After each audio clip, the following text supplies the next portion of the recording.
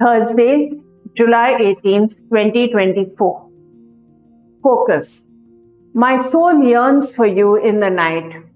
My spirit within me earnestly seeks you.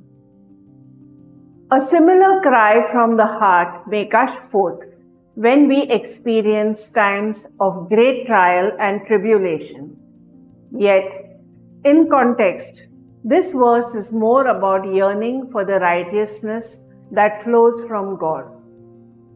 In the path of your judgments, O Lord, we wait for you.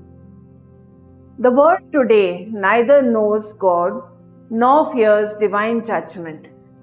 It is as if a thick dark cloud covers everything and humanity has lost its way.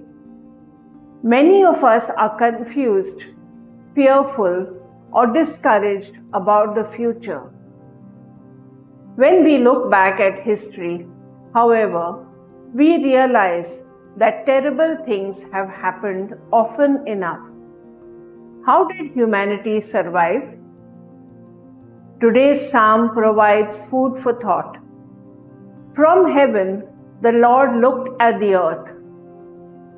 God sees the sorrow and misery of those who seek Him and await His deliverance.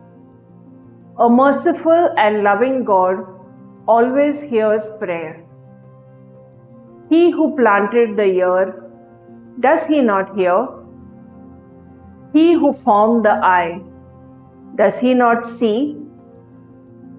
The Gospel invites us, "Come to me, all who labor and are heavy laden, and I will give you rest."